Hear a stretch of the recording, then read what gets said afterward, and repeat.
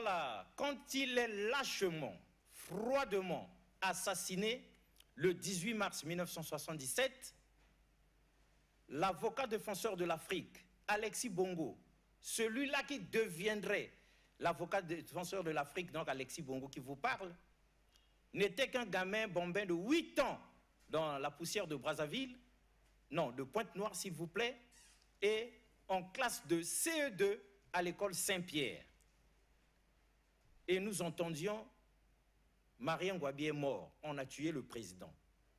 Vous imaginez, des enfants de cet âge-là, à 8 ans, on ne comprend absolument rien. Mais nous avions vu tous nos parents en larmes, tout le pays en détresse.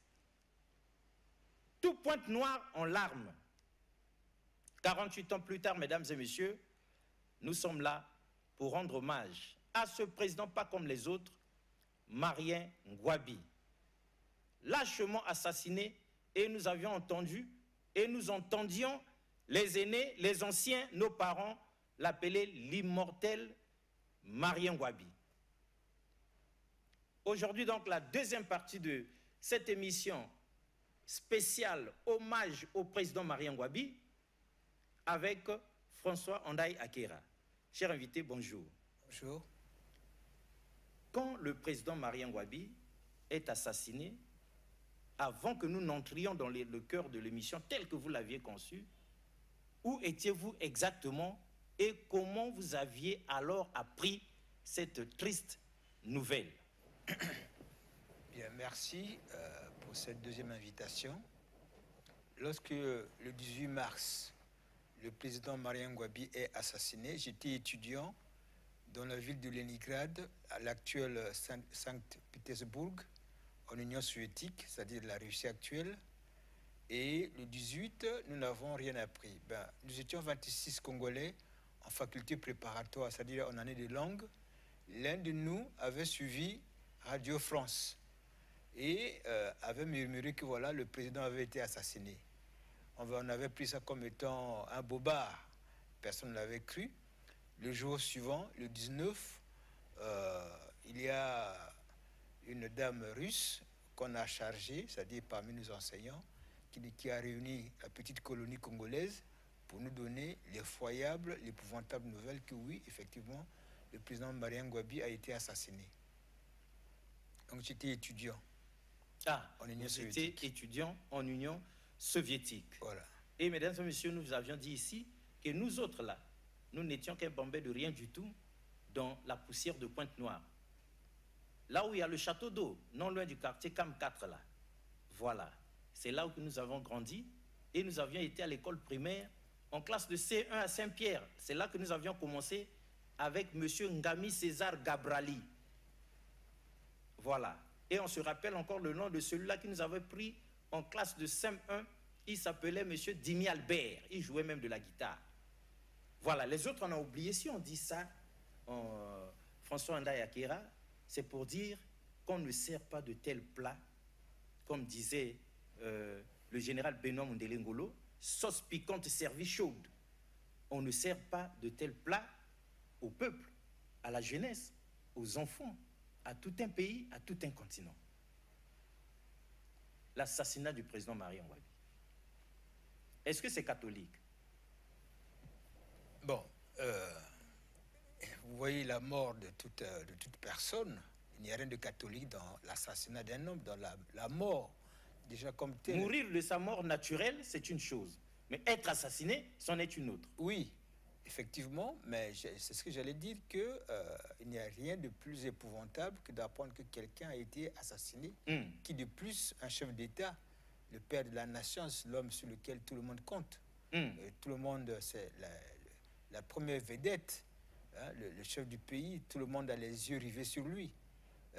Tous ses mouvements sont suivis, tout ce qu'il fait regardé à la loupe, des siquetés. Donc vous comprenez vous-même que c'est pas pour rien qu'en pareille situation, tout le pays est dans l'émoi est total. C'est l'émotion. On imagine que les 26 que vous étiez en Union soviétique, vous étiez tous complètement perdus, profondément blessés. Je me souviens qu'on nous avait relâchés, puis on n'avait pas fait classe ce jour-là. Voilà. Voilà. C'est ici l'occasion, mesdames et messieurs, pour nous d'entrer dans le cœur de cette émission la deuxième partie.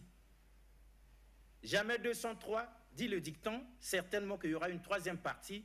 Cette fois-ci, ce sera avec Obambenga Kosso, Roch Nyanga, sur ce plateau. Sinon aussi avec Constant et Barapeya, pour que cette génération aussi, d'après François Ndayakera, arrive ici pour nous dire ce qu'elle a retenu, ce qu'elle sait de cette triste, sinon tragique histoire du président Marien Ngouabi. Alors, François Ndayakera, il y avait eu la première partie de cette émission. Quels sont les retours du public, des téléspectateurs? Oui, d'après ce que j'ai entendu, j'ai eu plusieurs appels. Donc, les gens, le public, voudra que je puisse un peu m'apaisantir sur la manière dont s'est passée la journée du 1er août 1968, c'est-à-dire la prise de pouvoir. Parce que nous, on nous a toujours parlé de l'homme du 31 juillet. Et vous disiez que c'est plutôt l'homme du 1er août. Oui. Donc, les gens ont bien voulu que vous reveniez sur cette date-là. Oui. Bon, j'allais dire, ça dit qu'à travers cette date, comment le président Alphonse Massama Deba avait perdu le pouvoir. Qu'est-ce qui avait contribué à cette chute. Et de ce point de vue, je voudrais commencer par dire que la dernière fois, j'ai indiqué que c'est le 27 juin 1966 que commence l'ascension, on va dire le parcours de légitimité du président, du capitaine Ngouabi. Et ce parcours de légitimité va l'emmener jusqu'à la date du 1er août où le monde entier connaîtra que bon, il y a une insurrection dirigée par un capitaine. Ceci dit, la chute du président Massama Deba fut la conjugaison de deux forces. D'une part, le groupe du capitaine Ngouabi, qui fut le leader de l'insurrection, et d'autre part, il y eut les forces, les intellectuels, les révolutionnaires et la GMNR Défense civile. D'un point de vue des intellectuels et révolutionnaires et la défense civile, il faut dire ceci. Vous savez, le président Yombi Opango avait dit il ne faut jamais rater les débuts. En la matière, le président Alphonse Massamba Deba, lorsqu'il vient au congrès constitutionnel du mouvement national de la Révolution, le MNR, en juin 1964, il n'a pas encore une vision de la manière dont il va diriger le pays. Et il s'est fait entourer, à la suite de ce congrès, par des forces révolutionnaires qui avaient aidé les syndicats à renverser le président Youlou. Alors, pendant ce congrès, l'option dite socialisme est adoptée. Et lui, il sort de là comme étant le secrétaire général du mouvement national de la Révolution. Président de la République, chef de l'État. M. Pascal Elisouba étant le premier ministre, chef du gouvernement, et M. Ambroise Nomazalaï étant le premier secrétaire politique chargé de l'orientation. Il formait un triumvirat. En fait, c'est le premier triumvirat qui a été formé au Congo depuis l'indépendance. Le premier triumvirat est formé par Alphonse Massamba Deba, Pascal Elisouba et Ambroise Nomazalaï. Le deuxième triumvirat, on le verra, sera formé après 1977 par le président Yombi Opango, le colonel Denis Sassou Nguesso et le colonel Louis-Sylvain Goma. Bon, je n'en suis pas là. Donc, en un mot, à la suite de l'adoption de la constitution du mouvement national de la Révolution, avec comme option le socialisme, le président Alphonse Massamba Deba, on est donc le chef du pays, c'est lui qui dirige. Mais il n'a pas la vision, il n'a pas encore à ce moment-là une vision nette de ce qu'il va faire. En 1966, en 1967, il a déjà fait 3 ans au pouvoir et il a une vision pour diriger le pays. Et surtout, il conteste le socialisme scientifique que ses jeunes amis veulent instaurer. C'est ainsi qu'au troisième trimestre de l'année 1967, il sort un opuscule intitulé Révolution et Constitution nationale, dans laquelle, noir sur blanc, il réfute. Il dit que il n'y a pas sur le modèle de constitution du socialisme. Chaque pays peut adopter son mode de constitution de son socialisme. Alors que la doctrine officielle était pour le socialisme scientifique. Alors, cette vision crée des remous et crée la consternation parmi au sein de la jeunesse qui voyait le socialisme scientifique comme étant la base doctrinaire du parti. Et cette crise, il va s'instaurer donc une crise idéologique. Pourquoi? Parce que le groupe Nomazalaï, Lissouba, Ndala, le Ange Diawara, Mberi Martin, ils vont le considérer comme étant un apostat. Vous savez qu'un apostat, c'est quelqu'un qui a régné une idéologie. Comme un apostat, donc il est en pleine apostasie. Et cette crise continue, devient compliquée lorsque, au retour d'un voyage en France et en Côte d'Ivoire en janvier 1968, le président, conseillé par les Français et les Ivoiriens, passe à la vitesse supérieure et destitue le Premier ministre Ambroise Nomazalaï, qui était passé Premier ministre en mai 1966. Il le destitue alors que sur le plan constitutionnel, il n'en avait pas les droits et le fait remplacer par Charles David Ganao. Voilà. Alors, ça crée encore une vraie tourmente dans le pays, ça crée un remous. La jeunesse qui était tous yeux pour le Premier ministre Ambroise Nomazalaï, parce que toute la jeunesse armée, la jeunesse militante, considérait Nomazalaï comme étant le vrai révolutionnaire. Lui et Lissouba, ils étaient considérés comme les deux seuls révolutionnaires que le pays avait. Ce que je dis, je n'invente pas, puisque dans son livre autocritique du M22, Ange Diawara en parle. Il écrit noir sur blanc que les deux forces, les deux leaders révolutionnaires, c'était Nomazalaï et Lissouba. Et comme Lissouba avait été éliminé dès 1966, donc il ne restait plus que Nomazalaï. Donc le destituer, ça avait provoqué un choc. La jeunesse avait même manifesté dans les rues. Donc, qu'est-ce qui se passe? Entre-temps, le président affine ses armes. On lui a dit que ces jeunes-là pourront te destituer si tu ne fais pas attention. Bon. Et donc, il affine ses armes. Il a une autre vision du socialisme, ce qu'il appelle par le socialisme bantou. C'est-à-dire un socialisme à la Nyerere, fondé sur les coopératives, mais sauf que lui, il n'avait pas une idéologie assise sur laquelle les gens pouvaient déjà dire que voilà, voici le livre rouge, n'est-ce pas, sur lequel qui est devenu notre manuel pour aller à la révolution. Il voulait reconstituer politiquement la scène. Maintenant, qu'est-ce qui se passe? Sauf qu'il va commettre des fautes, parce qu'en pareille situation, c'est périlleux, il faut s'assurer des arrières sécuritaires, ce qu'il n'en avait pas. Il comptait sur le ministre de l'Intérieur, Michel Mbindi, qui était très fort comme un maître policier, arrêter les gens par ici, par là, mais ça ne suffisait pas.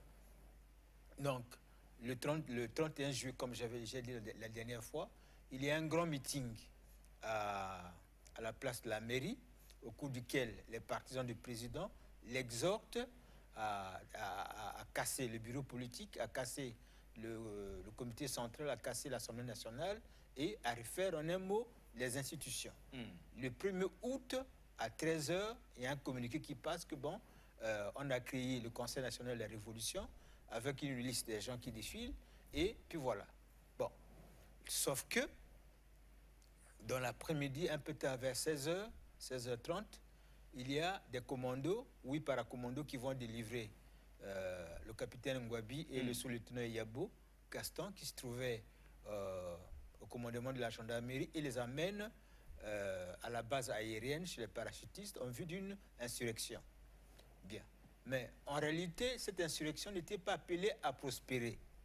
Pourquoi? Mais parce que en 1966, lorsque il y avait eu mouvement dans les casernes et dans les rues, puisque la population était sortie, le Premier ministre Ambroise Nomazalaï, aidé par la GMNR Défense Civile, avait bloqué la situation et le président n'avait pas été renversé.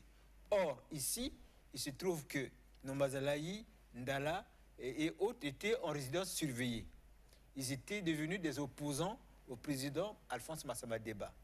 Donc, ils étaient en chute libre. Ce qui fait que lorsque le capitaine Ngouabi s'insurge, eh ben, ils viennent à son secours. Pourquoi? Parce que, bon, entre-temps, ils sont maintenant nulle part. Hein, toute la liste des gens que le président la veille avait mis hors jeu, eh ben, ils se lèvent pour dire, bon, voilà, il faut appuyer les jeunes, et puis il faut appuyer l'insurrection, et puis voilà. Et on va constituer ce qu'on va appeler par la triple alliance. C'est-à-dire que à partir de le 3 août, le capitaine Ngouabi arrache devient le commandant-chef de l'armée.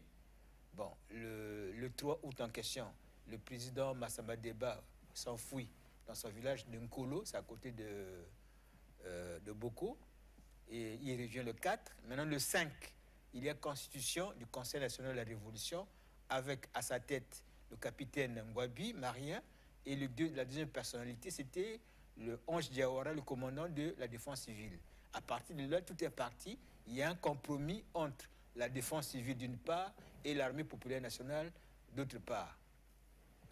Maintenant, il y a également, comme je vous l'ai dit, il y a les politiciens, c'est-à-dire les gens que le président Massama Deba avait mis hors jeu entre-temps.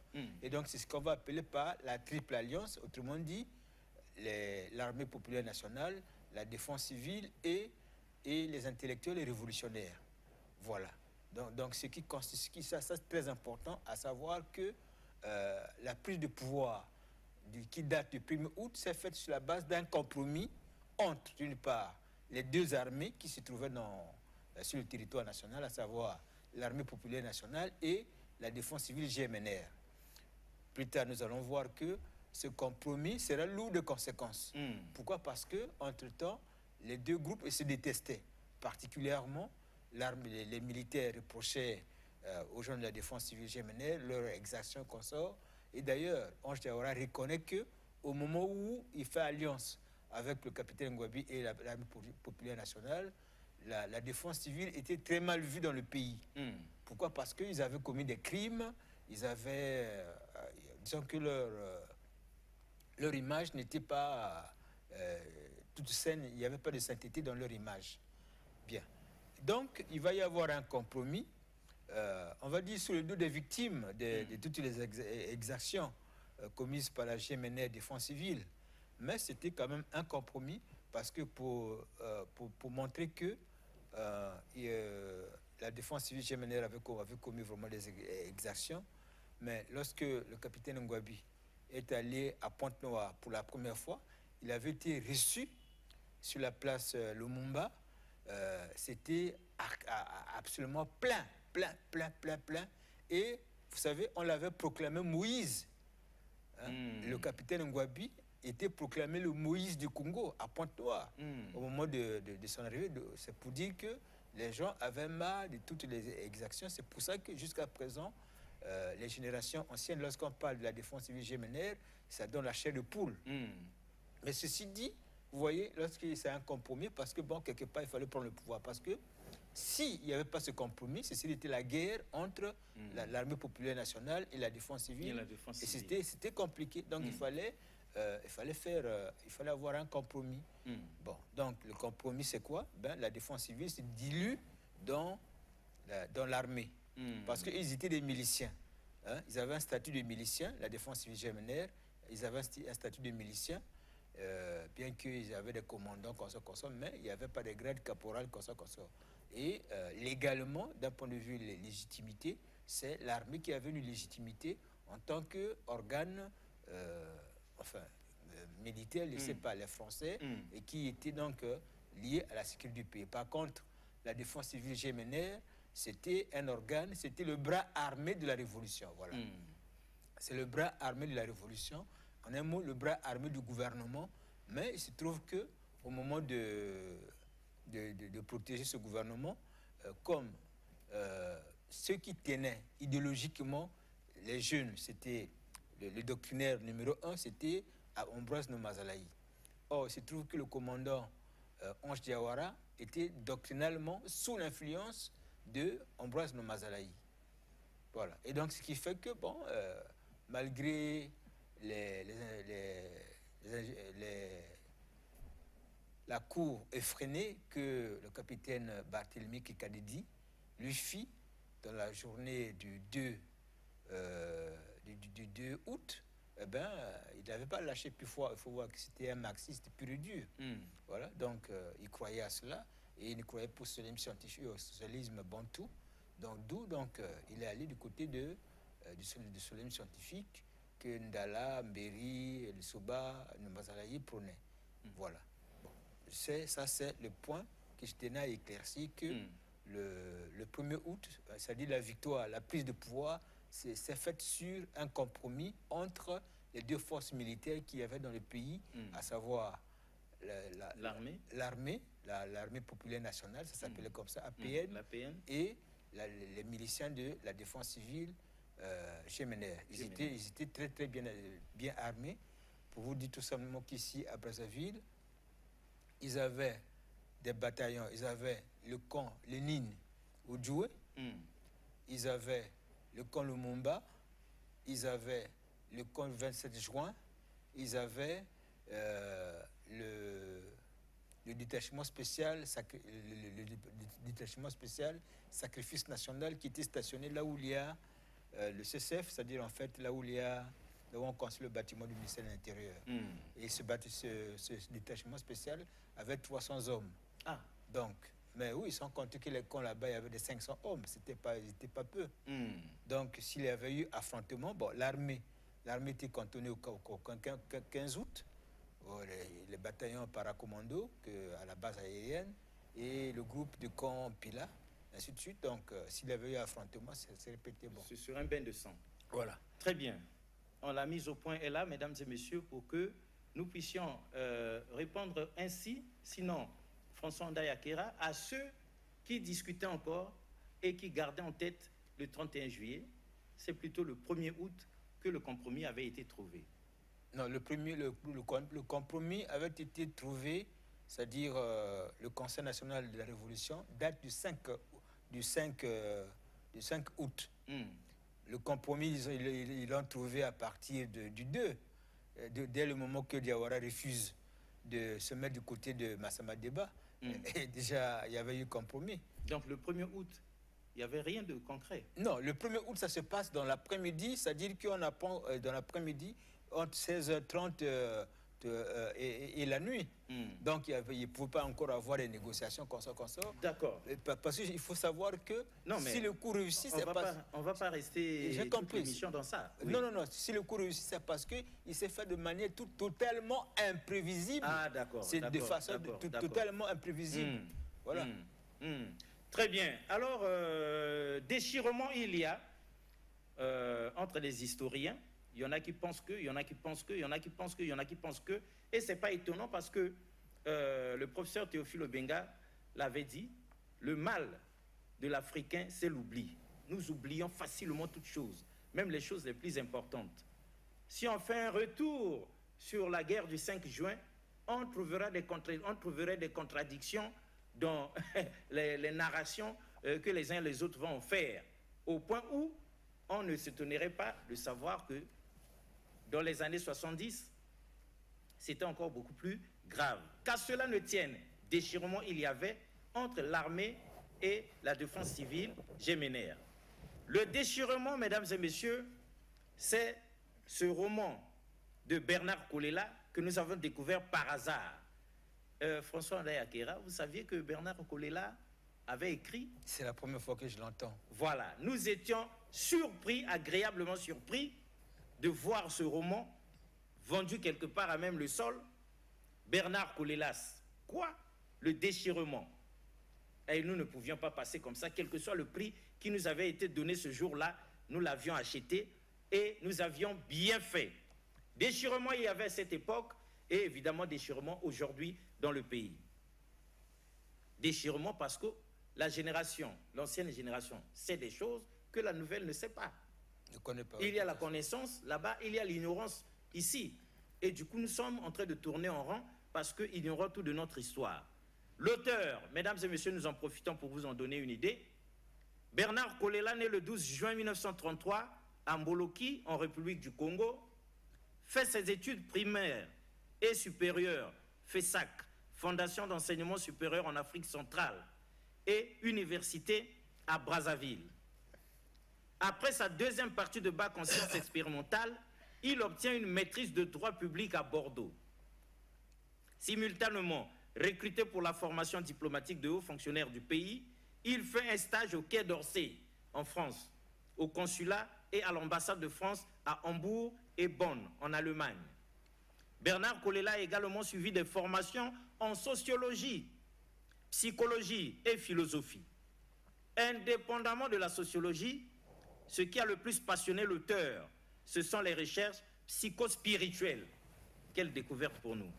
Diplomate, secrétaire général du ministère des Affaires étrangères, il a connu à plusieurs reprises la prison et la torture sous le régime marxiste congolais, connu pour son extrême dureté. Quand s'installe la révolution congolaise, mesdames et messieurs, il est le catalyseur des premières revendications démocratiques au Congo qui vont aboutir à l'organisation de la conférence nationale souveraine dont il est le père. Député, maire de Brazzaville et premier ministre, Bernard Kolela vit en exil. Suivez mon regard, c'était certainement à cette époque que le livre avait été publié. Donc, c'est pour la première fois que vous découvrez Bernard Kolela, écrivain. Nous étions agréablement surpris et les jeunes et la majorité de ceux qui nous suivent aujourd'hui sont encore plus surpris que nous. C'est autant dire que déchirement encore plus. Alors, maintenant, si nous cherchions à recoudre ce qui est déchiré, à ramener, à projeter de la lumière concernant le président Marien Ngouabi, avant que nous posions nos questions à nous, qu'aviez-vous vous-même décidé d'ajouter aujourd'hui concernant l'homme pour que nous puissions évoluer dans cette deuxième partie? Je voudrais d'abord dire ceci que nous sommes en matière de journalisme, nous sommes dans le temps linéaire, c'est-à-dire dans la chronologie. Et qui dit chronologie, dit chiffre, dit date, dit lieu. Voilà, ça c'est très très important. Il faut dire les choses telles qu'elles se présentent. Ça c'est la chronologie, parce que vous donnez une information. Voilà, je ne suis pas dans le commentaire. Il est vrai que il y a des commentaires qui les passent. uns les autres peuvent commenter, spéculer, dire comme mais... ça s'amuser à dire des choses et d'autres, même sans base réelle. Oui, mais moi je préfère dire des choses que j'ai lues. Et tous ceux qui ont lu mes papiers ne s'étonneront pas parce que je lis et je dis et je donne mes sources. Mais c'est pas pour rien que Roch Nyanga nous a conseillé de vous appeler sur ce point. Voilà, je donne mes sources, date, lieu, consort, c'est comme ça. Très bien. Et voilà. Donc, Marien Ngouabi, s'il vous était donné de nous ajouter quelque chose par rapport à ce que vous nous aviez dit dans la première partie de l'émission, avant que nous ne puissions vous poser toutes nos questions, quel homme il était? Non, soyez un peu plus précis, parce que c'est vaste, Marien Ngouabi. Soyez plus précis, posez une question précise à laquelle je répondrai de manière précise également. Donc, lorsque nous disons quel homme était, selon vous, le président Marien Ngouabi, c'est pas précis. Il faudrait qu'on puisse... Non, je n'ai pas vécu auprès du président Marien Ngouabi. Je suis un observateur, un citoyen de ce pays, de son pays. Voilà. Mais vous étiez étudiant, hein? J'étais d'abord élève.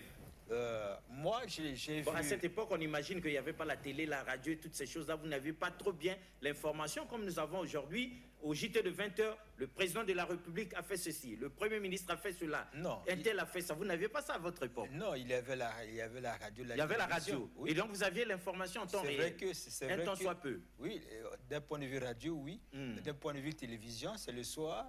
On était dans Ngimbo parce que dans toutes les maisons, il n'y avait pas la télé. Il n'y avait pas la télé, c'était rare. On allait dans une fenêtre. Et tout le monde s'agglutinait autour de là. On regardait. Oui. Quand c'était pas le match de football, c'était les variétés musicales que diffusait Télé Zahir. Voilà, on partait voir Evoloko, Chungu Wembadio et consorts. Ceci dit, moi, J'ai eu comme élève l'occasion de voir de visu plusieurs fois le président Marien Ngouabi. D'abord, quand j'étais élève à Pointe-Noire, au CG Monseigneur Kari, il était venu dans notre collège, ensemble avec le ministre de l'Éducation de l'époque, qui était autre que M. Jean-Pierre Tissé-Chikaya, également paix à son âme. Voilà. Et j'ai eu à le revoir quand j'étais au lycée technique.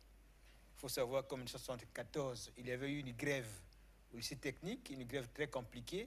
En 1974. Voilà. Et bien, le lycée technique aujourd'hui s'appelle le lycée technique de 1er mai. Ça date de 1974. Au départ, c'était le lycée technique d'État. Voilà. Quand je suis arrivé au lycée en 1973, on appelait par le lycée technique d'État. Et en 1974, suite à un mouvement de grève, il est passé le lycée technique du 1er mai. 1er mai. Et le président, plusieurs fois, venait, nous étions en classe, bon, on le voyait à la fenêtre, en train de regarder, de rôder, avec les mains derrière, c'est une position qu'il affectait. Ensuite, la dernière fois que je l'ai vu, c'est en première. Nous étions, moi j'ai fait électronique, donc nous étions en plein laboratoire. Il est entré, et puis ce fut également l'unique fois que j'ai vu celui qu'on appelait Papiranga. Il était derrière lui comme son garde-corps. Son garde-corps. Voilà. Et le président qui va dire que, bon, mais écoutez, les années à venir, nous allons tout faire pour que dans tous les districts du pays, il y ait des lycées techniques. Voilà. C'est ce que j'ai retenu de ce jour-là. Je pense que mes amis, les Salam Bélé, Ngoma, Consort, Ngoa, peuvent... avec lesquels on avait fait les laboratoires ce jour. Ils peuvent confirmer. Oui, bon, s'ils ont bonne mémoire, ils peuvent, s'ils sont tous vivants encore. Voilà. Donc, c'est la dernière fois que j'ai vu le président Marien Ngouabi en 1977, je ne sais plus quel trimestre, mais en 1977, il était dans notre classe, dans notre laboratoire. Très bien, mais le chercheur que vous êtes devenu, l'écrivain, l'homme politique, le député, l'adulte, si on vous disait Marien Ngouabi pour les générations futures, que diriez-vous? Bien. Un va-t-en-guerre, un homme de paix, un homme de science, un bandit de grand chemin? Non, attends, il faut pas aller jusque-là. Non, mais nous n'étions pas là, c'est vous qui étiez témoin de la chose. Bien. Nous aimerions comprendre. Vous savez... Nous aimerions savoir. Non, le président Marien Ngouabi est rentré dans la mémoire, dans le cœur des Congolais, comme un grand patriote de ce pays. Et d'aucuns le regrettent toujours. Que voilà, on a eu dans ce pays quelqu'un qui pensait à l'avenir, qui avait la fougue, qui était vraiment un président aimé. Hein. C'est vrai qu'il a eu, tout à l'heure on va en parler je crois, il a eu rencontré plusieurs contestations. Hein, et c'est ça qu'il faudrait que nous comprenions déjà. Oui, parce que de fil en aiguille, ça va aboutir à son assassinat. Voilà. Il a eu plusieurs contestations. Il a affronté plusieurs contestations. Il n'était pas toujours compris. Bon, est-ce que c'est la compréhension ou bien parce qu'il y avait des contestations? Vous savez, nous étions en 66, en 69, 70, et puis voilà, les années post-indépendance, il y avait beaucoup de gens qui pensaient qu'il fallait se battre pour cela. Aujourd'hui, nous avons des régimes stables, pas seulement ici au Congo. Il faut savoir que dans les années 70... Les débuts étaient extrêmement difficiles. Oui, non. Partout, à travers le continent. Oui, les coups d'État défilaient. Les coups d'État, c'était les prononcamientos, comme on dit. C'était quasiment chaque année, chaque mois. Voilà, là-bas, il y a un coup d'État. Encore qu'ici, il y a eu plusieurs coups d'État qui ont été avortés. Il y a eu deux deux tentatives qui ont eu lieu. Puis voilà. Donc, le président Marien Ngouabi... je peux dire qu'aujourd'hui, je suis fier d'avoir été citoyen de pays sur le président Marien Ngouabi parce qu'il a permis à la jeunesse d'aller en Europe massivement. Ah oui, le bureau politique qu'il dirigeait, vous faut savoir que quand j'ai eu le bac, ce que j'avais eu comme information, quand nous avons eu le bac, d'abord quand nous avons eu le BPC en 1973, le bureau politique a siégé pour dire que bon, ceux qui doivent aller au lycée technique, ils doivent être des gaillards. Parce qu'à l'époque, aller faire le A était considéré comme étant une nullité. Ah non, non, on peut tout sauf A. Sauf série A. Oui, tout sauf série A, parce que bon, il fallait être un gaillard. Et le lycée technique, c'était réservé pour les gaillards, pour les gens qui étaient des coriaces. Donc, imaginez que nous étions 189 élèves admis dans toute la République. Et puis voilà, je ne sais pas si c'est 189 élèves qui devaient aller au lycée technique, mais en tout cas, nous étions sélectionnés. Hein? Nous étions sélectionnés et en haut sommet, s'il vous plaît. Hein? Nous étions sélectionnés pour aller au lycée technique. Voilà. Tout comme quand nous avons eu le bac. Trier sur le volet. Tout comme quand nous avons eu le bac, au départ, je devais aller en RDA, en Allemagne démocratique, et puis après, bon, on nous a envoyés en Russie. Et là, c'était toujours comme ça, et on a affiché les résultats, par exemple, dans notre cas, devant la commune de Poto-Poto. Là, à Bakongo également, on a affiché à Makile-Kile, on a affiché les résultats comme ça. C'était vraiment... non, ça, c'est les résultats des gens qui partent, qui voyageaient. Les résultats des bacs étaient affichés directement au lycée technique. Très bien, mais pourquoi lui, Marien Ngouabi, en fait, comme ça, là, on voyait en masse plein de jeunes, plein d'étudiants parce que nous en Europe. On n'avait pas de cadre. Quel était son objectif, sinon ses objectifs? Qu'est-ce qu'il voulait en le faisant? L'objectif était de former des cadres, de fournir, de pourvoir le pays en technicien, en cadre de tout genre. Voilà, dans toutes les disciplines. Voilà. Bon, mais sauf que il y a eu quelque part, par rapport à l'organisation, c'est qu'on peut dire que les bœufs étaient mis, la charrue mise avant les bœufs. Oui, pourquoi? Parce que si vous prenez le cas, par exemple, de certains pays comme l'Algérie, ben, les étudiants partaient, mais dès le retour, il y avait une planification qui les prenait en charge. Tandis que quand nous sommes revenus, je suis revenu en 82, de 76 à 82, mais il n'y avait aucune planification. C'était maintenant le sauve qui peut. Diplômé sans emploi. Oui, c'était le sauve qui peut. Il a fallu faire une année entière sans savoir où aller, ainsi de suite. Et d'autres ont quitté le pays, ainsi de suite. D'autres sont restés, d'autres sont retournés. Donc, il y a ces problèmes. Et c'est un problème qui depuis toujours continue d'ailleurs. Parce qu'on envoie les gens, mais derrière, il n'y a pas une planification. Non, mais parce qu'aujourd'hui, le chômage bat son plein au milieu jeune. Oui, on envoie les gens, mais il n'y a pas une planification. Tout comme ceux qui sortent des universités, il n'y a pas une planification pour dire que bon, ainsi de suite. Et puis, il y avait déjà cette histoire malheureuse qu'on appelle les cas. Bon, alors qu'on partait joyeusement. Vous savez, à notre époque, quand un camarade avait déjà un tuyau, mais il appelait tout le monde qui venait. Il y a mon papa qui est là, il va prendre tout le monde. Ou bien il y a mon frère là-bas, allez-y. Oui, c'était comme ça, on était vraiment solidaires. Bon, mais repartons sur Marien Ngouabi. On repart sur Marien Ngouabi. On était d'ailleurs sur Marien Ngouabi, la bonne vieille époque où vous étiez aux soins de ce grand homme. Maintenant, s'il vous était posé cette question, la question la plus dangereuse, et peut-être que vous êtes libre de répondre ou de ne pas répondre, qui avait tué ou sinon assassiné le président Marien Ngouabi? Est-ce que vous en avez une idée? Bon, moi je préfère, avant d'arriver là-bas, que nous parlions au moins des tentatives, des contestations, parce que nous parlons pour la jeunesse. Très bien, allez-y sur les contestations, rapidement, parce que le temps est contre nous. Oui, voilà. Donc, les contestations, le président Marien Ngouabi a fait 8 ans... Les difficultés qu'il aura rencontrées pendant l'exercice du pouvoir. Exactement. Le président Marien Ngouabi a fait 8 ans et 8 mois au pouvoir. Parce que lorsqu'il a assassiné le 18 mars, il a pris le pouvoir le 1er août 1968 et en 1977. Donc, si vous voyez bien, c'est souvent dit 9 ans. Mais en réalité, il faut prendre de manière chronologique. Exact. C'est 8 ans et 8 mois. Bon, voilà.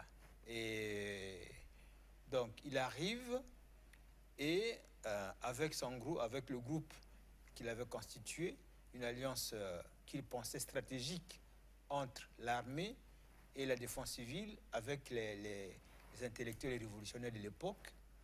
Bien, dès février 1969, la première contestation, c'est dans son dos, parce que le 2 août il y a le 2 août 1968, il y a le commandant Félix Mouzabakani. Il avait libéré les prisonniers politiques qui étaient à la prison sous le règne du président Massamba Deba. Parmi ces prisonniers politiques, il y avait le commandant Félix Mouzabakani, le lieutenant Kinganga, Pierre alias Siroko, il y avait Madame Ekomba et tout un tas d'autres gens qu'il avait libérés le 2 août. Maintenant, qu'est-ce qui se passe? Pour remercier le commandant Mouzabakani d'avoir intégré le groupe, eh ben, il avait nommé ministre de l'Intérieur. Voilà. Il se trouve que en février 1969, on va découvrir que le ministre de l'Intérieur est en train de préparer un coup. Voilà. Et avec lui, il y avait le lieutenant Pierre Kinganga alias Siroko. Ça, c'est en 69, en février. Maintenant, en novembre 69, eh ben, cette fois-ci, c'est M. Bernard Kolela qui est arrêté, capturé avec des armes, ainsi de suite. Et donc, c'est la deuxième tentative avortée. Maintenant, le 23 mars 1970, alors c'est là où il y a ouvertement une tentative qui fait qu'il y a affrontement entre l'armée et des mercenaires que Pierre Kinganga avait ramenés de Kinshasa. Il y a des combats donc au niveau de la radio nationale, c'est-à-dire aujourd'hui ex-radio, là où il y a les ministères, là. Voilà. Ainsi de suite. Et ils sont vaincus. Bon, mais c'était quand même un coup fort parce que ils sont rentrés.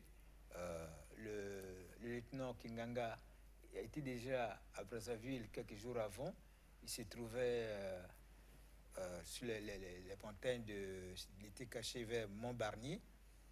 Ainsi de suite. Par la suite, tout son groupe avait été démantelé.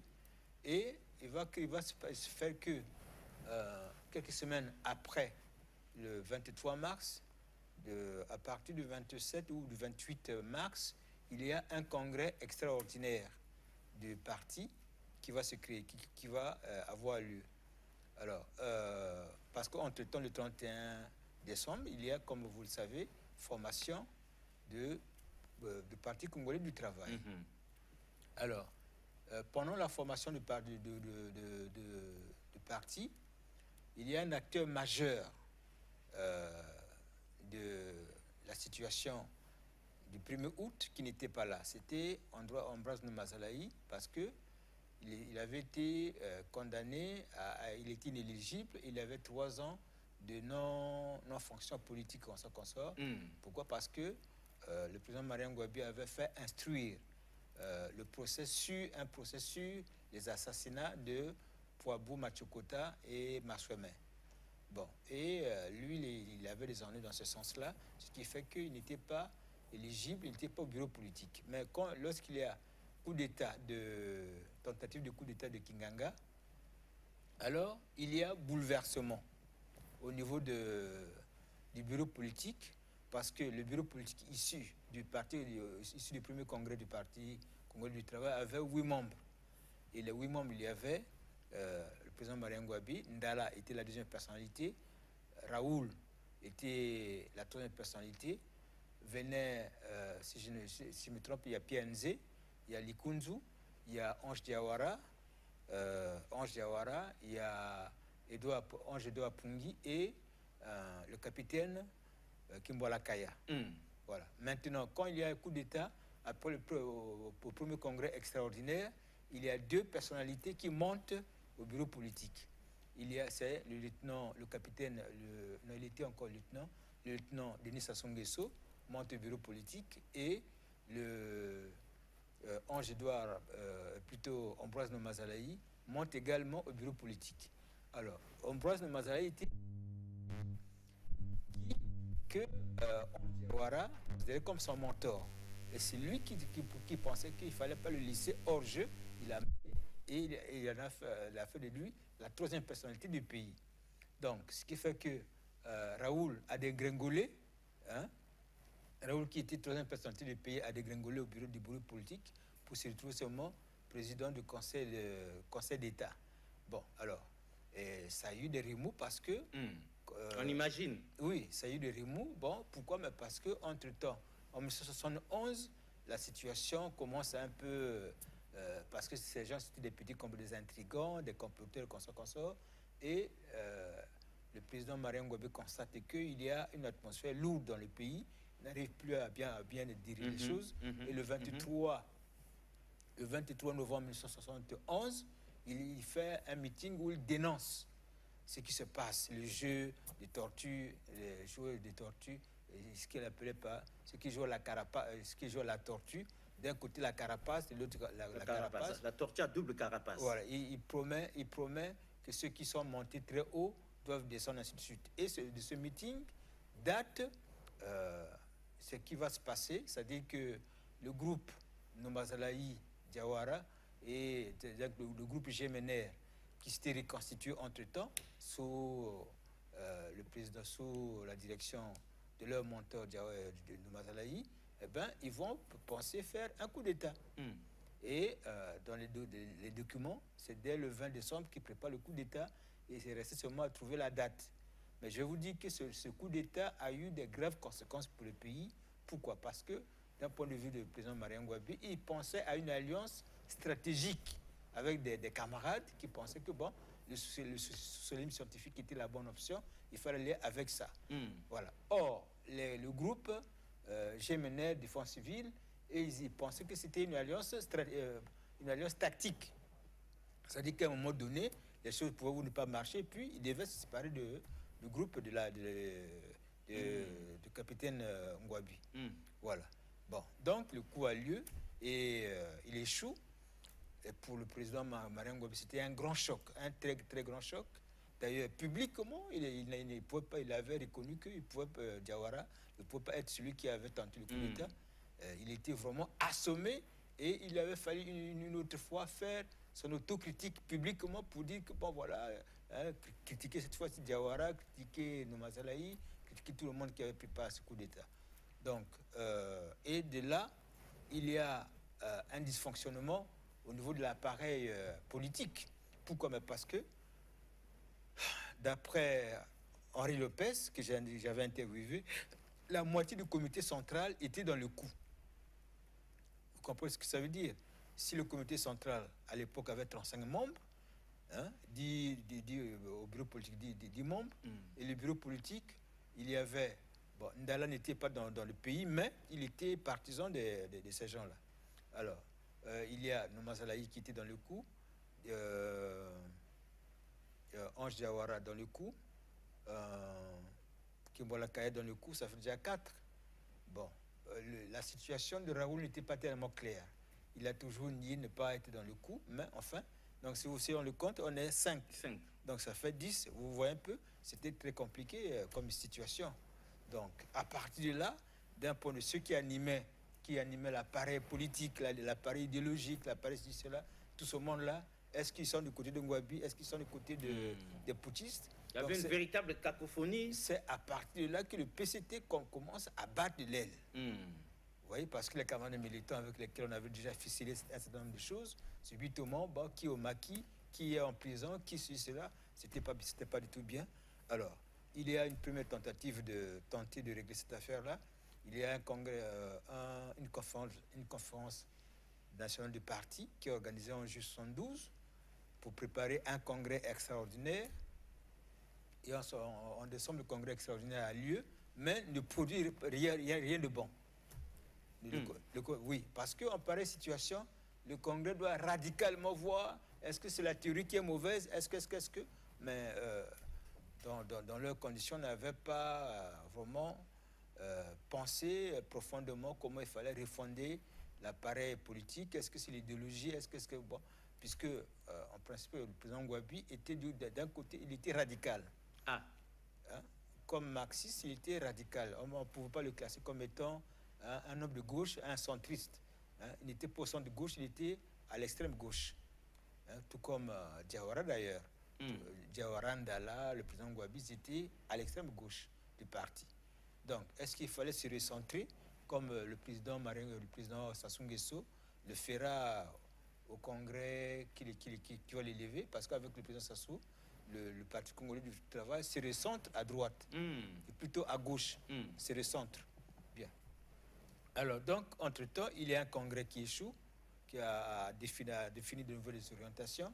En 1974, un congrès ordinaire également échoue.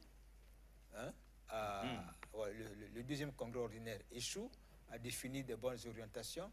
Et puis, on arrive à la fameuse date du 12 décembre 1975, où, à l'issue d'un comité central houleux, il y a la déclaration du 12-12, qui fait le point sur la situation révolutionnaire dans le pays, hein, les difficultés qu'on sort. Et cette déclaration, en particulier, met le point, l'accent sur le fait que, en cas de vide, c'est-à-dire s'il arrivait un malheur au président, le pouvoir, c'est le président de l'Assemblée nationale qui devait en être l'héritier, enfin, qui devait succéder, quoi. Voilà. Bon.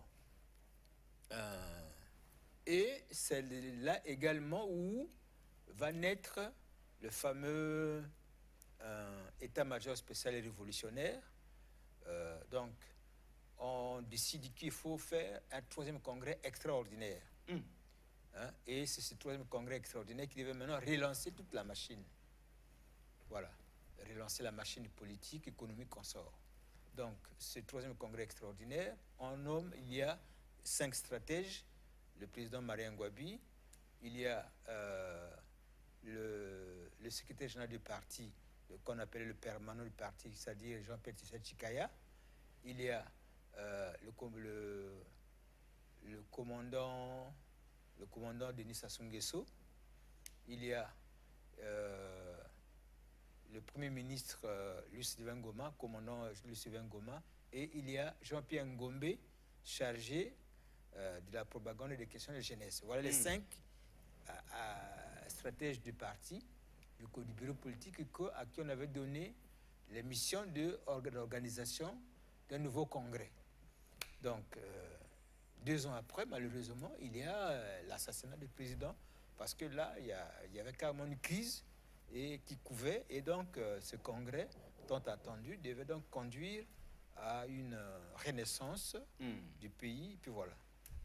Et puis bon, comme je disais, le 18, plutôt, ouais, c'est le soir, je crois, le soir du 18 décembre, c'est le commandant Denis Sassou Nguesso qui passe à la télé, annoncer la douloureuse nouvelle au peuple congolais. Voilà, vous voulez dire 18 mars, le soir du 18 mars. Le soir du 18 mars. 18 décembre, 18 mars. 18 mars. 1977. Oui, 18 mars. C'est lui qui est chargé de cette mission pas du tout facile. Non. Voilà. Bon. Voilà, c'est ça le... Très bien. François Andaya-Kera, nous sommes vraiment ravis. Roch Nyanga, un bon panafricaniste, ne nous aurait pas conseillé une mauvaise personne ressource. Vous êtes pour nous aussi, tout autant que le professeur Théophile Obenga, toute proportion gardée. Bien sûr. Vous êtes aussi quand même pour nous une grande bibliothèque. Mais voilà, il nous reste 7 minutes, sinon 5, d'où la question qui n'est pas du tout gentille. Qui, finalement, avait comme ça assassiné le président Marien Ngouabi, ce président pas comme les autres, faisant de lui, ou faisant faire de lui, l'immortel Marien Ngouabi. Et nous vous disons que pendant la conférence nationale souveraine, nous avions déjà grandi, nous avions suivi à la radio, nous avions regardé à la télé, c'était chaud, mais pour peu que nous ayons compris, on n'avait jamais su qui. Mais vous, François Andaya-Kera, vos recherches, votre intuition, l'adulte que vous êtes devenu, l'écrivain, l'intellectuel, l'homme politique, est-ce que vous êtes à même de répondre à cette question aujourd'hui, au moment où on atterrit dans cette deuxième partie? Bien. Il faut dire que votre question est quand même pernicieuse parce que... Ah oui, nous l'avions reconnu. Oui, parce que dire qui est la personne qui a tué... Mais il faut bien que quelqu'un tue. Oui. Il y a eu quand même un assassin. Nous avons une réponse officielle qui est donnée. Ah. Quelle est-elle la réponse officielle? La réponse officielle dit que c'est Raphaël Onchou qui avait braqué son arme et assassiné le président. Ceci dit, moi je voudrais dire ceci que dans le communiqué lu par le ministre de la Défense de l'époque, le commandant Denis Sassou Nguesso, il était dit que l'impérialisme aux abois, dans un dernier sursaut, avait attenté à la vie du vaillant chef de la révolution congolaise. Et c'est crédible ce genre de choses parce que l'impérialiste, lui, et il ne pouvait pas s'arrêter. Il fallait bien qu'il y ait des gens qui émergent pour ouvrir les yeux des autres. Non, attendez. Ok, on vous écoute. C'est une accusation. Il faut aujourd'hui dire non. Moi, il faut aujourd'hui, après près de 48 ans, non, aujourd'hui, 48 ans, à 48 ans, 48 ans et quelques mois après, il est évident que le président Marien Ngouabi avait succombé à un complot téléguidé par l'impérialisme. Voilà. Et l'impérialisme dont nous parlons ici... Comme d'habitude, un peu partout en Afrique, à travers le continent. Non, il faut affiner. Dites-nous. L'impérialisme dont nous parlons ici dans notre pays, on dit l'impérialisme en général, français en particulier. Donc, il avait succombé à une tentative, à un complot fomenté par l'impérialisme français, exécuté par des valets locaux. Voilà. Ça, au moins, c'est plausible, c'est clair. Non, ça, c'est bon, c'est clair. C'est clair que le président était tombé victime de l'impérialisme. Très bien. Fomenté par l'impérialisme. Très bien. Alors, maintenant, maintenant, vous parlez de la conférence nationale. Bon, là-bas, il y a eu des contestations. On avait séquencé les terres, on avait enquêté, on avait investigué, on avait analysé. Il y a eu des témoignages, mais au finish, ça n'avait accouché que d'une souris, une montagne qui n'avait accouché que d'une souris. Non, moi je vous dis que comme journaliste, je suis dans la chronologie. Je vous rappelle chaque fois que c'est le temps linéaire. Le temps linéaire fixe les noms, les dates, Non, mais le temps linéaire dont vous parlez n'a pas fixé le nom de... le temps linéaire a fixé un monsieur, c'est Antchou. D'accord. Tout comme dans l'assassinat de... Donc on s'en tient à ça, c'est Antchou. Et comme les morts ne parlent pas... Dans l'assassinat de John Kennedy, on vous parle de Lee Oswald. Mais oui, il avait été aussi rapidement, expéditivement assassiné. Bien, attendez. Comme les morts ne parlent pas, qui va défendre... Attendez, donc...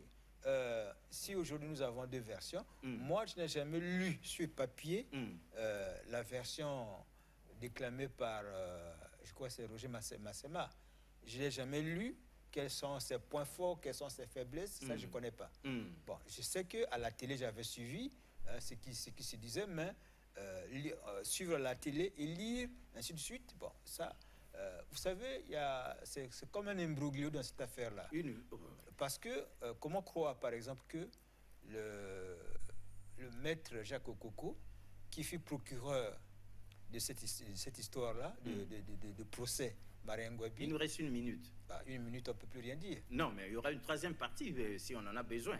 Bien. Alors, moi, j'étais étonné de lire qu'il a écrit un opuscule où il demande la révision de ce procès. Mais lui qui fut le procureur de ce procès, je ne sais pas, je ne suis pas juriste, est-ce que celui qui a jugé vient dire encore que non, je m'étais trompé, la sentence là.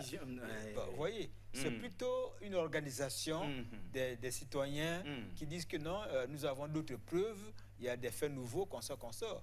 Bon, vous voyez qu'on est un peu dans une sorte de mascarade. Donc moi, pour l'instant, officiellement, c'est la version officielle qui aujourd'hui est la plus qu'il faut considérer, puisqu'il n'y a pas une version jugée, acceptée, qui fait que bon, on dit non, il y a des preuves nouvelles qui ont été apportées, qui contredisent. Ça, on attend. Peut-être que dans 50 ans, nos petits-fils sauront de quoi il s'agit. Mais pour l'instant, nous autres là, on se contente de ce qu'on nous avait dit. Très bien. Votre génération, vous, François Ndai Akera, avait donc assassiné. Nous ne savons pas trop pourquoi, malgré les explications que vous aviez données. Contradiction, déchirement sur déchirement, certes, mais le linge sale se lave en famille. Mais on aurait pu trouver des solutions autrement. Et nous espérons que l'Afrique sorte de ce cycle de coups d'État, d'assassinats, de ce genre de choses. On n'est pas obligé de passer par là. Bon, moi je crois que de toute manière, on le voit, les dernières années sont plus stables, on va dire même un peu plus saines, parce que on n'assassine plus les présidents comme par le passé. Oui, on a vu des séries où à chaque fois, vous savez, Murtala Mohamed, le président du Nigeria, c'est votre conclusion dans cette première partie aussi. Dans cette deuxième partie. Murtala Mohamed, il avait été assassiné. C'est celui il avait renversé Yakubu Gowon au Nigeria. Et puis bon, pouf, il est assassiné. Voilà. Et comme ça, on mitraille. Bon, il y a le président de l'autre là, Nasra, je sais pas qui là, au Niger. Au moment de prendre un avion, on va l'assassiner. Le président Ibrahim Barry Mainassara. Voilà. Ainsi de suite et ainsi de suite. Vous voyez Thomas Sankara également. C'était en cascade, on a trop assassiné. Thomas Sankara, c'est tellement méchant et tout. Thomas Sankara. Voilà. Donc aujourd'hui, l'Afrique est un peu plus stable. Ça veut dire qu'on avance quand même. Les gens commencent à comprendre que même quand il y a des choses, des divergences profondes, il vaut mieux les régler autrement que par des assassinats comme ça. Il est vrai que au Ghana, lorsque Rawling était arrivé, il avait fusillé tout le monde. Et ceux qui étaient déjà présidents et celui qui avait déjà abandonné, tout le monde avait été fusillé. Bon, enfin, aujourd'hui, on n'est plus là parce que c'est la barbarie et le sang, vous savez, le sang humain fait peur. Évidemment. Donc, il faut éviter de le faire couler. Très bien. Plus jamais ça, mesdames et messieurs.